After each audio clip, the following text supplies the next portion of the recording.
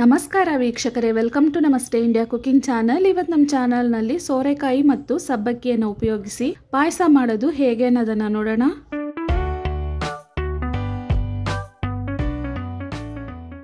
ಒಂದು ಸೋರೆಕಾಯಿಯಲ್ಲಿ ಅರ್ಧ ಭಾಗವನ್ನು ತಗೊಂಡಿದ್ದೀನಿ, ಅಂದರೆ 350 ಗ್ರಾಮ್ ಅಷ್ಟು.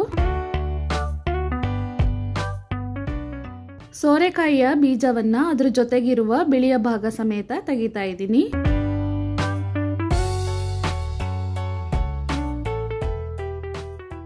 ಈ ರೀತಿ ತೆಗೆದಾದ್ಮೇಲೆ ಇದನ್ನು ತೊಳೆದು ತುರಿದಿಟ್ಕೊಬೇಕು. ಸಣ್ಣ ಸೈಜ್ನ ನೈಲಾನ್ ಸಬ್ಬಕ್ಕಿಯನ್ನು ತಗೊಂಡಿದ್ದೀನಿ.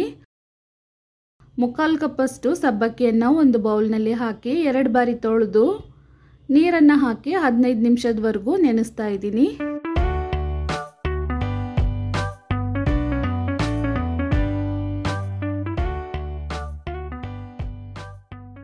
ಸ್ವಲ್ಪ ಪಿಸ್ತಾವನ್ನು ತಗೊಂಡಿದ್ದೀನಿ. ಇದನ್ನು ಒಂದು ಬೌಲ್ನಲ್ಲಿ ಹಾಕಿ ನೀರನ್ನು ಸೇರಿಸಿ ಸ್ವಲ್ಪ ನೆನೆಗಿಡ್ತಾ ಇದ್ದೀನಿ. ಸಬ್ಬಕ್ಕಿ ಇವಾಗ ನೀರಿನಲ್ಲಿ ನೆಂದಿದೆ. ಪಿಸ್ತಾ ಸ್ವಲ್ಪ ನೆಂದ ಮೇಲೆ ಇದರ ಸಿಪ್ಪೆಯನ್ನು ತೆಗಿತಾ ಇದ್ದೀನಿ.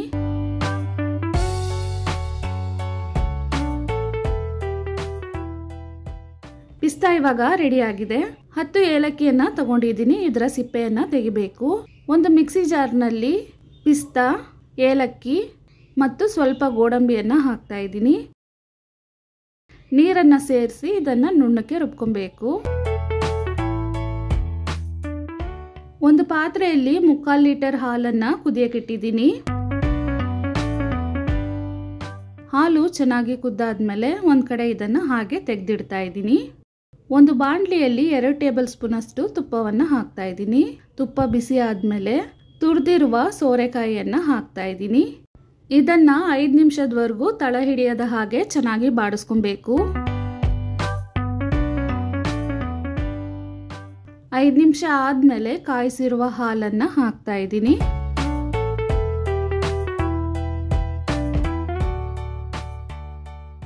ಚೆನ್ನಾಗಿ ಒಂದ್ಸಲ ಮಿಕ್ಸ್ ಮಾಡಾದ್ಮೇಲೆ ನೆನೆಸಿರುವ ಸಬ್ಬಕ್ಕಿಯನ್ನು ಹಾಕ್ತಾ ಇದ್ದೀನಿ. ಇದನ್ನು 5 ನಿಮಿಷದವರೆಗೂ ಕುದಿಸ್ಬೇಕು. ಈ ಸಬ್ಬಕ್ಕಿ ಬೇಗನೆ ಬೆಂದ್ಬಿಡತ್ತೆ.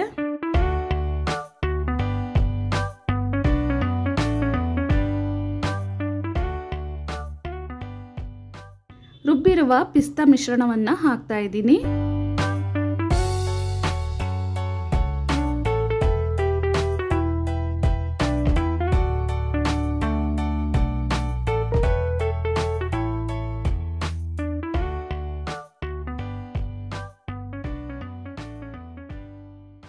ಸಬ್ಬಕ್ಕಿ ಇವಾಗ ಚೆನ್ನಾಗಿ ಬೆಂದಿದೆ. ಇದರಲ್ಲಿ 1.5 ಕಪ್ಪಷ್ಟು ಸಕ್ಕರೆ ಹಾಕ್ತಾ ಇದ್ದೀನಿ. ಸಕ್ಕರೆಯನ್ನು ಹಾಕಿದ್ಮೇಲೆ 2 ನಿಮಿಷದವರೆಗೂ ಇದನ್ನು ಕುದಿಸ್ತಾ ಇದ್ದೀನಿ.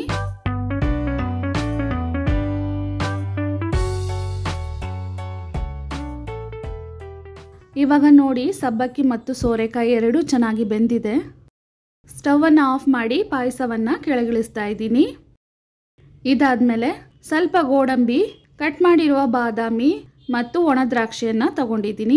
ಒಂದು ಬಾಣಲಿಯಲ್ಲಿ 100 ml ಅಷ್ಟು ತುಪ್ಪವನ್ನು ಹಾಕ್ತಾ ಇದ್ದೀನಿ.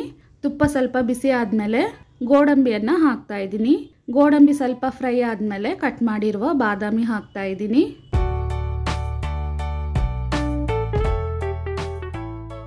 ಕೊನೆಯದಾಗಿ ಒಣ ದ್ರಾಕ್ಷಿಯನ್ನು ಹಾಕ್ತಾ ಇದ್ದೀನಿ.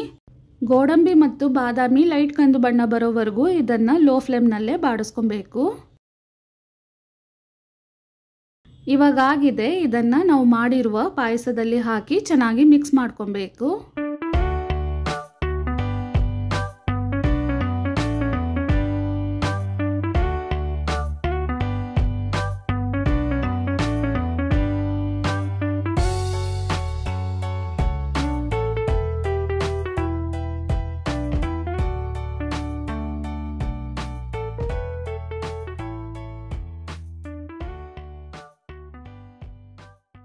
ದೇಹಕ್ಕೆ ತಂಪಾದ ಮತ್ತು ತುಂಬಾನೇ ರುಚಿಯಾದ ಸೋರೆಕಾಯಿ ಸಬ್ಬಕ್ಕಿ ಪಾಯಸ ಇವಾಗ ರೆಡಿಯಾಗಿದೆ.